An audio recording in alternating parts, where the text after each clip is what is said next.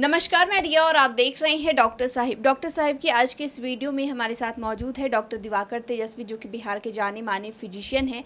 तो सर, बहुत बहुत स्वागत है पहले। जी, बहुत धन्यवाद आपका रिया जी।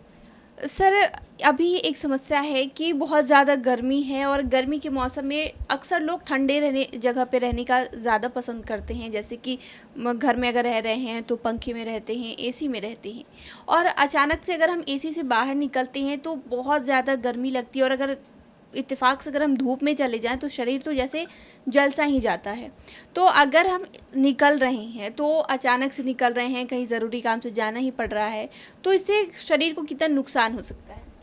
हाँ, शरीर हमारा जो है एक कांस्टेंट टेम्परेचर पर ज़्यादा इफेक्टिवली काम करता है। हम लोग होम्योस्टैटिक होम्योथर्मिक एनिमल है, जिसमें ह्यूमन मैनकाइंड हमारा टेम्परेचर अगर बहुत ज़्यादा वेरिएशंस होता है तो हमारे सिस्टम उसमें काम करना बंद कर देते हैं, कमज़ोर हो जाते हैं।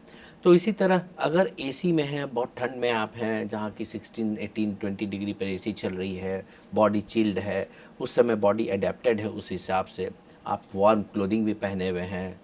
हो सकता है जैसे एसी के अंदर में लोग हैं, मीटिंग चल रही है तो कोट भी पहने रहते हैं गर्मी के दिन में।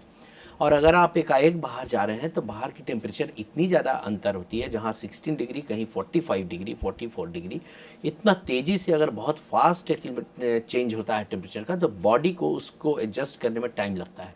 और उसी क्रम में जब इतना एडजस्टेबिलिटी में जो समय के कारण से बहुत फास्ट हो जाता है तो बॉडी पर उसके कुप्रभाव पड़ने लगते हैं।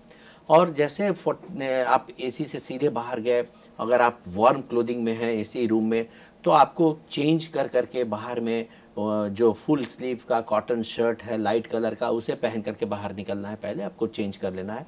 और दूसरी चीज़ है कि आपको बाहर निकल करके वहाँ पर ह्यूमिडिटी इतनी रहती है, टेम्परेचर इतना रहता है कि हीट स्ट्रोक होने की संभावनाएं ज़्यादा बढ़ जाती हैं। तो आपको पूरी तरह से रिहाइड्रेट कर करके ही बाहर निकलना है, फ्लूइड लेते रहना है, इलेक्ट्रोल पाउडर और नमक चीनी का घोल जैसा होता है उसे पी करके ही बाहर रहें, और बाहर में जब भी जा रहे हैं तो रिहाइड्रेटेड रखें। तीसरी चीज़ है कि आपको सन ग्लासेस का भी प्रयोग करना आवश्यक होगा, क्योंकि आप अंदर में रूम में हैं, कंफर्टेबल लाइटनिंग में हैं, हल्की लाइट में हैं, और एकाएक आप बाहर तेज़ लाइट में जाते हैं तो आप आँख भी एडजस्ट करने में टाइम लगता है, और आँख पर आपको अल्ट्रावायलेट रेस का ज़्यादा प्रकोप हो सकता है और आँख को डैमेज कर सकता है। तो सन ग्लासेस का प्रयोग करना भी आवश्यक हो सकता है अगर आप अंदर से बाहर एसी रूम से बाहर धूप में, एकदम चिलचिलाती धूप में जा रहे हैं तो इन सब बातों पर ध्यान रखना बहुत आवश्यक होगा आपको।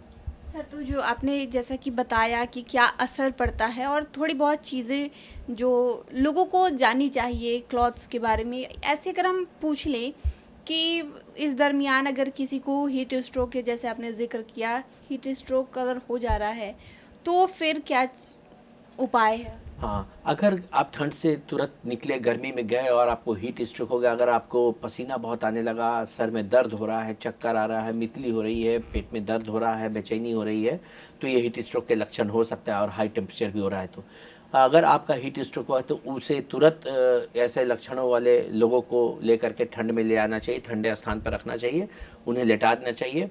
और कभी कभी क्या होता है कि पसीना इतना ज़्यादा निकल जाता है कि रक्त गाढ़ा हो जाता है, ब्रेन स्ट्रोक की संभावनाएं होती हैं, उन्हें जल्द से जल्द फ्लूइड रिप्लेस करना चाहिए। अगर वो पानी पीने के हिसाब से हैं अभी, तो उन्हें पानी और इलेक्ट्रोल का जो है नमक चीनी का घोल देते रहना है। अगर नहीं है तो उन्हें आईवी फ्लूइड भी तत्काल चढ़ाने की आवश्यकता होती है। और साथ में उन्हें ढीला कपड़ा जो है पहना हुआ उसे खोलना है, जिससे कि उनका बॉडी में टेम्परेचर मिलता रहे, और पैर को ऊपर करना है, सर को नीचे करना है, जिसमें जितना भी ब्लड का सर्कुलेशन है ब्रेन में वो प्रॉपर मिलता रहे, उन्हें ब्रेन के अंदर ब्लड की सप्लाई की कमी नहीं हो पाए।